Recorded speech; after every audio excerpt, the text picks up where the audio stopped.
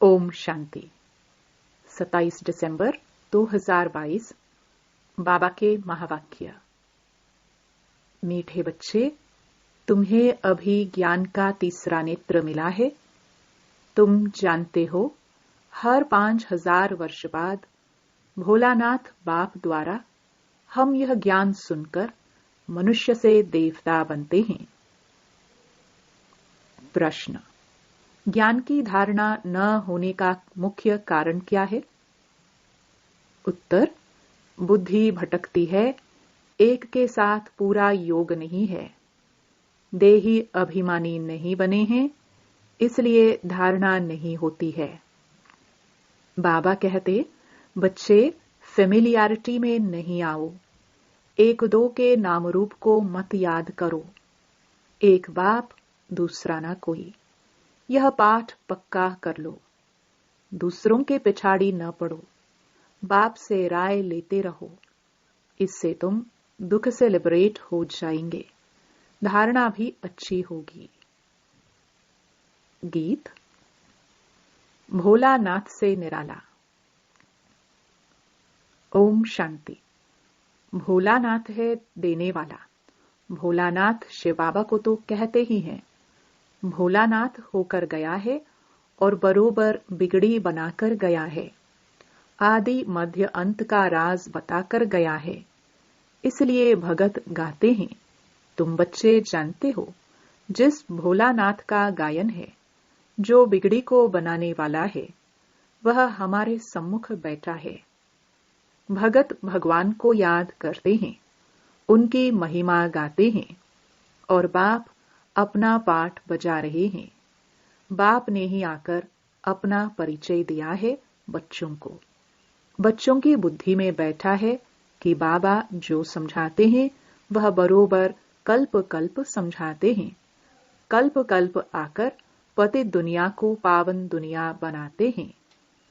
अभी बना रहे हैं। बहुतों को अभी पता पड़ा है। अभी बहुत हैं जिन्हों को पता नहीं है। वर्षा लेने वाले होंगे तो कल्प पहले मुहाफिक आकर वर्षा लेंगे। तुमको पहले थोड़े ही यह मालूम था कि बाबा आकर वर्षा देंगे। अभी मालूम पड़ा है। बरोबर भक्तों का रक्षक है। आदि मध्य अंत का ज्ञान सुनाते हैं। उनको ज्ञान का सागर कहा जाता है। दिल से लगता है बरोबर यह वही हैं जो भारत में आकर जन्म लेते हैं। इनका अलौकिक जन्म गाया हुआ है। भारतवासियों को आकर पतित से पावन बनाते हैं। पतित मनुष्य जो बुलाते हैं वह जरूर समझते होंगे, हम पावन थे, अब पतित बने हैं, फिर पावन बनना है। अभी बाप द्वारा तीसरा नेत्र मिलने से तुमने यह सब कुछ समझा है। तुम बच्चों का सारा दिन विचार सागर मंथन चलता रहेगा। सतयुग में पावन कौन थे? बरोबर देवी देवता ही थे। उस समय और कोई धर्म नहीं था। देवताओं के चित्र भी हैं और कोई नाम नहीं लेंगे। ऐसे नहीं कहेंगे चित्र हैं। श्री लक्ष्मी देवी, श्री नारायण देवता। अभी वह नहीं है। जब वह थे तो और कोई धर्म नहीं था। तुम बच्चों की बुद्धि में है कि बाबा हमको सत्य कथा सुनाते हैं, तो लोग कहते हैं यह ज्ञान तो हमने सुना नहीं है, क्योंकि उनको ड्रामा के राज का तो पता नहीं है। तुम कहेंगे यह तो कल्प कल्प तुम सुनते आए हो। क्या 5000 वर्ष पहले नहीं सुनाया था? फिर यह क्यों कहते हो आगे कभी नहीं सुना है? कल्प पहले जिसने सुनाया था उस द्वारा तुम अभी भी सुन रहे हो। अच्छी रीति समझाना चाहिए। तुमने तो 5000 वर्ष पहले भी यह ज्ञान सुना था। देवताओं को 5000 वर्ष हुए हैं। उन्हों को मनुष्य से देवता किसने बनाया? अभी भी वही बाप फिर से बनाएगा। 5000 वर्ष बाद फिर से बाप को आना पड़ता है। रावण द्वारा पतित हुए को पावन बनाने हिस्ट्री ज्योग्राफी मस्ट रिपीट। यह भी समझ में आता है, हिस्ट्री रिपीट होती है।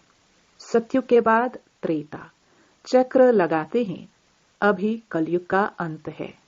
एक तरफ विनाश ज्वाला खड़ी है, दूसरी तरफ बाबा यहाँ आए हैं नई दुनिया स्थापन करने अर्थ। यह वही महाभारत लड़ाई है। समझते हैं इससे विनाश हो जाएगा मनुष्यों की दुनिया का। यह सबको समझ में आता है। पुरानी दुनिया का विनाश देखने में आता है। यह महाभारी महाभारत लड़ाई 5000 वर्ष पहले भी लगी थी। कोई लाखों वर्ष की बात नहीं है। यह भारत ही स्वर्ग था, इन देवताओं का राज्य था। यह सतयुग के मालिक थे। चित्रों पर भी अच्छी रीति समझाना पड़ता है, इसलिए ही यह लक्ष्मी नारायण आदि के चित्र बनाए हैं। यो लक्ष्मी नारायण के चित्र तो भारत में ढेर हैं, फिर हम बनाते हैं। क्यों? हम अर्थ सहित बनाते हैं। इनमें पूरा ज्ञान है। मनुष्य तो मूंझे हुए हैं, इसलिए समझाया जाता है। सतयुग में इन्हों का राज्य था। बहुत थोड़े मनुष्य थे। जो होकर गए हैं वही फिर पुनर्जन्म ले पावन से पतित बनेंगे। यह दुनिया ही तमो प्रधान है, फिर पावन बनना है। समझानी तो बहुत सहज है। बाप कहते हैं, मैं तुमको 5000 वर्ष पहले की कहानी सुनाता हूं। लॉन्ग लॉन्ग एगो यहाँ इन लक्ष्मी नारायण का राज्य था, अथवा क्राइस्ट से 3000 वर्ष पहले सतयुग था। हेवनली गॉड फादर ने हेवन स्थापन किया था। भारत को कहते भी हैं प्राचीन देश है। इसमें गॉड गॉडेस राज्य करते थे। गॉड कृष्ण, गॉडेस राधे कहते हैं। राधे कृष्ण लक्ष्मी नारायण सतयुग में थे। फिर राम सीता त्रेता में 5000 वर्ष का हिसाब किताब क्लियर है। जब इन्हों का राज्य था तो बाकी सब आत्माएं मुक्ति धाम में थी। आत्मा तो अविनाशी है। आत्मा का कभी विनाश नहीं होता। ड्रामा भी अविनाशी है। आत्मा को 84 जन्मों का अविनाशी पाठ मिला हुआ है। इतनी छोटी सी आत्मा में सारा पाठ भरा हुआ है। यह कितनी वंडरफुल बात है। इसको ही कुदरत कहा जाता है। इतनी छोटी बिंदी, कितना 84 जन्मों का पाठ, 5000 वर्ष का पाठ इसमें भरा हुआ है। वह भी अविनाशी, जो रिपीट जरूर करना है। यह बड़े ते बड़ी कुदरत है। परमात्मा भी बिंदी, आत्मा भी बिंदी, परंतु परमात्मा सुप्रीम है। आत्माएं तो सब एक जैसी नहीं है, नंबरवार हैं। पहले सुप्रीम शिव बाबा, फिर कहेंगे लक्ष्मी नारायण। ब्रह्मा सरस्वती को सुप्रीम नहीं कहेंगे। संपूर्ण तो लक्ष्मी नारायण है। फिर नंबरवार एक दो के पिछाड़ी आते हैं। मुख्य गायन है देवताओं का। सबसे सुप्रीम आत्मा शिव बाबा की है। फिर सूक्ष्म वतन में ब्रह्मा विष्णु शंकर, फिर लक्ष्मी नारायण, राम सीता, सब नंबरवार हैं। नाटक में भी एक्टर नंबरवार होते हैं। सब एक जैसे नहीं होते हैं। कहेंगे इनकी आत्मा सुप्रीम एक्टर है। यह पाई पैसे का एक्टर है। सबसे फर्स्ट क्लास क्रिएटर डायरेक्टर कौन है? करण करावनहार एक ही परमपिता परमात्मा है। अब तुमको सारे ड्रामा का पता पड़ा है। यह है बेहद का ड्रामा। नटशल में तुमको बताया जाता है। झाड़ का यह देवी देवता धर्म है फाउंडेशन। फिर उनसे टालिया इस्लामी, बौद्धि, क्रिश्चियन निकले हैं। यह फ्लावर वॉज होगा। झाड़ शोभता है ना। बाकी एक एक धर्म के पत्ते बैठ गिनती करो तो कितने होंगे। इस्लामी, बौद्धि सबके मठ पंथ गिने जाते हैं। शिव भोलानाथ यह ज्ञान सुनाते हैं। बाकी कोई डमरू आदि बजाने की बात नहीं है। शास्त्रों में जो आया सो लिख दिया है। वास्तव में है ज्ञान की डमरू। इनको शंख ध्वनि भी कहा जाता है। शंख ध्वनि मुख से की जाती है। यह है ज्ञान की मुरली। ड्रामा के आदि मध्य अंत का राज बैठ सुनाते हैं। आत्मा बिंदी मिसल है, जिसमें सारा पाठ नोंधा हुआ है। वह क्रिएटर है, वो एक्ट भी करते हैं। अच्छा पाठ वह लेते हैं। नंबरवार तो होते हैं ना। यह है ही एक बाप, क्रिएटर, और सब पुनर्जन्म में आने वाले हैं। यह कभी पुनर्जन्म नहीं लेते हैं। इनका अलौकिक जन्म है। तुम जानते हो कैसे आकर प्रवेश किया है। दूसरी आत्माएं भी प्रवेश करती है ना। समझो, किसके स्त्री की आत्मा आती है, बोल सकेगी कि मैं सुखी हूं। बाकी उनके शरीर को बाकी नहीं पहन सकेंगे, क्योंकि शरीर तो दूसरा है ना। भावना है कि यह हमारे स्त्री की आत्मा है, इनको बुलाया गया है। ऐसे बहुतों को बुलाते हैं। अभी तमोगुणी हो गए हैं, इसलिए एक्यूरेट बताते नहीं हैं। आत्मा क्या चीज है, कैसे आती जाती है, यह ड्रामा में पहले से ही नोंद है। ऐसे नहीं आत्मा निकलकर यहां आती है, वह मर जाती है। नहीं, बाप कहते हैं यह मनोकामना पूर्ण करने के लिए साक्षात्कार कराता हूं। जो ड्रामा में नोंद है सो होता है। सेकंड पास हुआ, ड्रामा में नोंद है। यह बेहद का नाटक है। बाप बिंदी है। बिंदी को भोलानाथ कहते हैं। कितना वंडर है, बाप भी कहते हैं। मुझ बिंदी में कितना पाठ है। यह बातें नए कोई की बुद्धि में बैठ ना सके। पुरानों से भी कितनों की समझ में नहीं आता है, तो किसको समझाने में मूंझते हैं, जैसे रेडियो में कोई बात करने में मूंझते हैं। इसमें मुरली बड़ी फुर्ती से चलानी है। वह पढ़कर सुनाते हैं। यह है ओरली। बाबा भी सब कुछ ओरली सुनाते हैं। तुम्हारी बुद्धि में धारणा हो रही है। कल्प पहले भी तुमने धारणा कर बहुतों को सुनाया है, फिर वह ज्ञान खत्म हो गया। अब फिर रिपीट होना है। यह ज्ञान कोई साधु संत की बुद्धि में नहीं है। वह परमात्मा को नहीं जानते। वह कह देते हैं आत्मा परमात्मा में मिल जाएगी। मिलेगी फिर कैसे? अभी तुम्हारी आत्मा जानती है कि हमारा बाप आया है, हमको नॉलेज दे रहा है, फिर हम बाबा के साथ घर जाएंगे। यह तुम बच्चों को रूहानी नशा है। यह है तुम्हारा प्रवृत्ति मार्ग। बहुत तुमको कहते हैं कि तुम तो कुमार अथवा कुमारी हो, तुमको विकारों का अनुभव ही नहीं। हम तो विकारी गृहस्थ में रहने वाले हैं। तुम हमको यह ज्ञान कैसे दे सकते हो? हम हैं युगल, हमको बैचलर कैसे समझा सकेगा? हमको तो युगल समझाए जो अनुभवी हो, विकार में गया हुआ हो, वही हमको समझा सकते हैं कि हमने ऐसे जीत पाई। ऐसे ऐसे बाबा के पास पत्र आते हैं।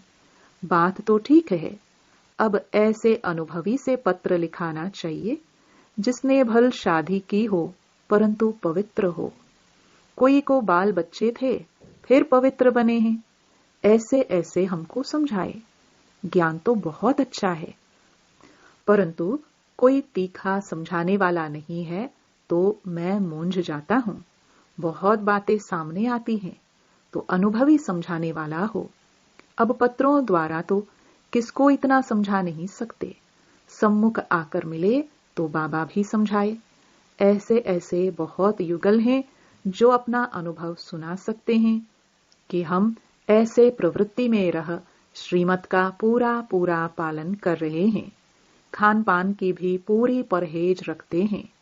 कोई समझाने वाला ठीक नहीं है तो मूंझ पड़ते हैं। सर्विस के लिए बुद्धि चलनी चाहिए। देही अभिमानी भी बनना है। कोई भी फेमिलियरिटी में नहीं आना चाहिए। मेहनत लगती है। माया घड़ी घड़ी फंसा लेती है। कर्मातीत अवस्था अभी हो नहीं सकती। बहुत एक दो के नाम रूप में फंस पड़ते हैं। फिर बाबा को लिखते भी नहीं कि बाबा यह तूफान आते हैं, सच नहीं बताते हैं। बाबा को लिखे तो बाबा युक्ति भी बताए। कोई कोई सच लिखते हैं। शिव बाबा तो सब कुछ जानते हैं, समझाते हैं, अगर ऐसी कोई चलन चली तो धर्मराज द्वारा बहुत दंड भोगना पड़ेगा। सारा दिन ख्यालात चलते रहते हैं, सेंटर पर आते हैं, कहते हैं फलानी बहुत अच्छा समझाती है, परंतु अंदर शैतानी भरी पड़ी होगी।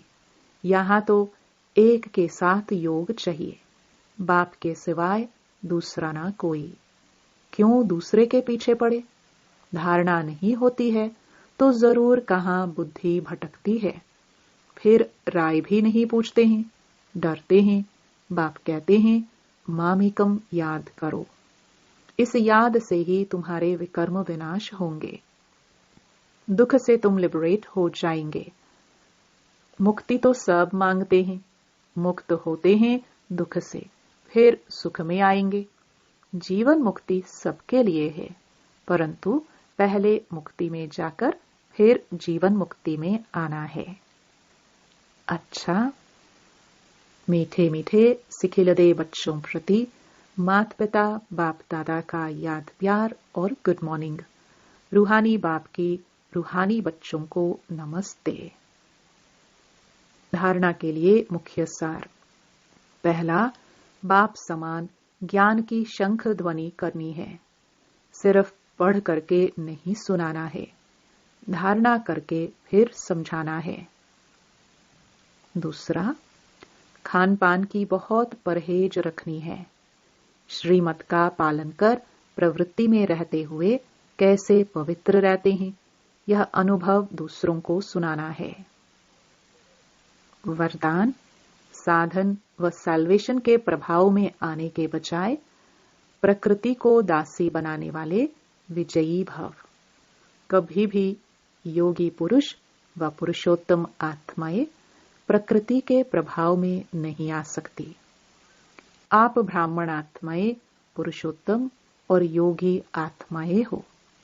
प्रकृति आप मालिकों की दासी है, इसलिए प्रकृति के कोई भी साधन व सैल्वेशन आपको अपने प्रभाव में प्रभावित न कर ले।